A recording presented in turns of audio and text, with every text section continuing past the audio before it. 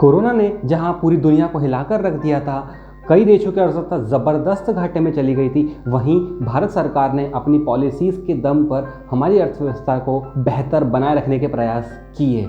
इसी का असर अब दिखने लगा है। उसी का असर है कि जब पूरी दुनिया में लॉकडाउन लगा था कोरोना काल के दौरान, वहीं भारत का विदेशी मुद्रा भंडार, जिसका मतलब होता है फॉरेन रिजर्व एक्सचेंज, अब तक के हाईएस्ट स्तर पर पहुंच गया है, जिसका डाटा 1 जनवरी का रिलीज हुआ है, जो पहुंच चुका है $585 बिलियन।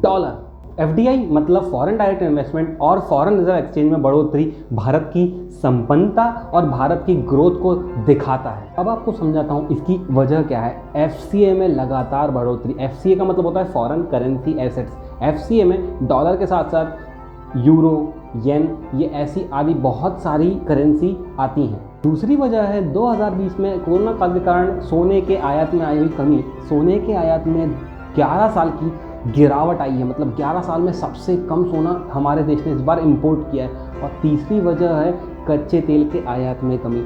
कोरोना काल में जब पूरी की पूरी दुनिया रुक गई थी, उस वक्त सोने का इंपोर्ट उस वक्त तेल का इंपोर्ट किसी भी देश ने नहीं कराया, जो अब तक का सबसे लोएस्ट रहा है।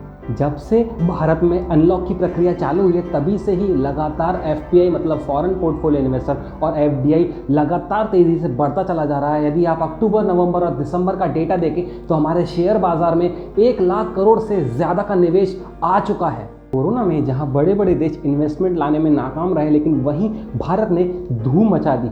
लेकिन इन सब में जो एक बड़ा कारण है वो है कॉर्पोरेट टैक्स में कमी और हमारी गवर्नमेंट की जो पॉलिसीज़ रही हैं, जिसके कारण बिजनेस को आसान बनाया गया है। बड़ी बड़ी कंपनियां जहां चीन में निवेश करने से बच रही हैं, वहीं इसका फ़ायदा भारत को हो रहा है। देश की, दुनिया की सारी बड़ी बड़ी कंपनियां अब भारत में निवेश कर रही हैं, अपने पैसे को इन्वेस्ट कर रही हैं, अपने सेटअप्स लगा रही हैं, अपने प्रोजेक्ट्स को इंडिया में लॉन्च कर रही हैं। 1991 में हमारे देश के पास फॉरेन रिजर्व एक्सचेंज की कमी के कारण हमें अपने देश का सोना गिरवी रखना पड़ गया था। उस वक्त सिर्फ $40 करोड़ के लिए हमारे देश का 47 टन हमें सोना गिरवी रखना पड़ गया था।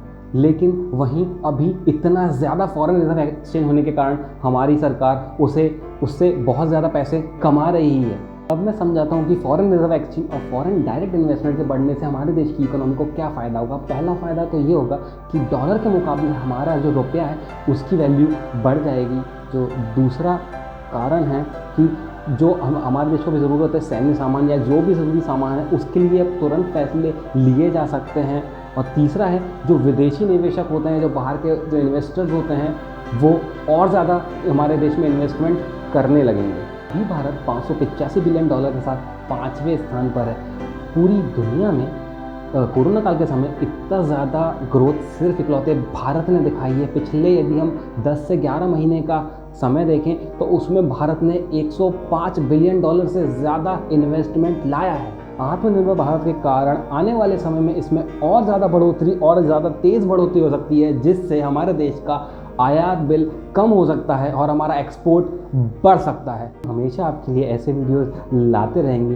प्लीज़ अपना प्यार बनाए रखें, हमारे वीडियोस को ऐसे ही सपोर्ट करते रहें और कमेंट करके बताते रहें ये कि आपको वीडियोस कैसे लगते हैं। और यदि कोई भी टॉपिक पर आपको वीडियो चाहिए तो प्लीज़ कमेंट करके हमें बताइए। तब तक के लिए इंस्पिरेशनल देसी साइनिंग ऑफ।